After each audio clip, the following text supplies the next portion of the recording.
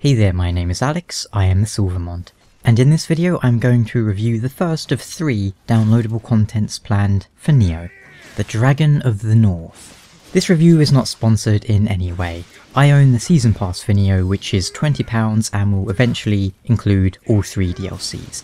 You can also buy the Dragon of the North by itself for around £8. First up, if you've not seen my review of the original game, there's a link to that in the description, and if you haven't completed the base game, there will be minor spoilers in this review. So, let's get started. Following the conclusion of Nioh's story, we got a little teaser for the upcoming DLC, and if you know your Japanese history, or just your Samurai Warriors, you'll know that Sekigahara was far from the end of it. Travelling back to Japan, this time William heads north to contend with Masamune Date, a powerful, ambitious warlord who is rumoured to be using the Spirit Stones. So from a story perspective, this DLC is a direct continuation of the main plot.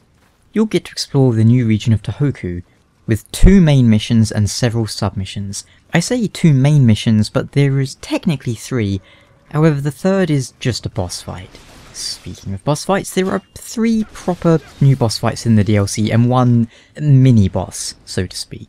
The maximum level of your items has been raised, you can now have plus 15 divine gear and maybe even plus 20, and there's several new guardian spirits, and 1 new weapon class, the Odachi, effectively a Daikatana, a huge horse-killing sword.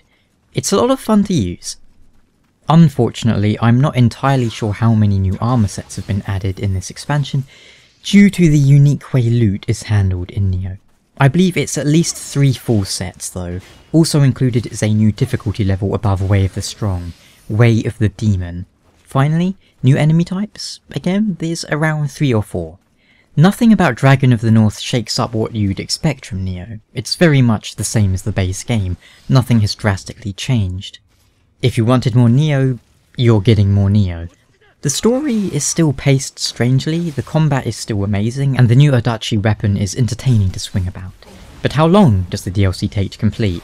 Well, around 2 hours for the main content, several more for the sub-quests.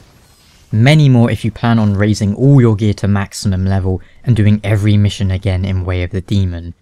The DLC came with a new patch that also introduced PvP to Nioh, along with female transformations. Personally, I think the PvP is terrible, laggy and poorly balanced. It's just a weird distraction, not something that's going anywhere noteworthy. Overall, the DLC feels like it's meant to be the first part of 3. That is to say, it feels like an unfinished story. Whilst the specific Dragon of the North story arc is done, you can tell that it's part of a larger whole. Unless you're desperate to get more Nioh, I think it would be best to wait until all 3 are out, so you can play through it all in one go. I believe the next 2 are the Siege of Osaka, Summer and Winter campaigns. If you've not picked Nioh up yet, it could well be worth waiting for a Game of the Year version that's bundled with all the DLC, and of course, all the subsequent balance patches that have come with it. So far as DLC goes, I think Dragon of the North is decent value, but it really depends on how much you enjoy Nioh. If you liked the base game, this delivers more of that. If you were expecting for it to shake things up a lot, that's not happened. The quality of content is very much in line with the rest of the game. There's no drastic increase or decrease.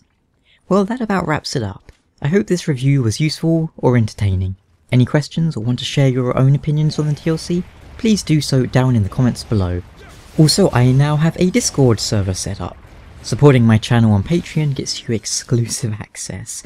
How fancy. Until next time though, take care.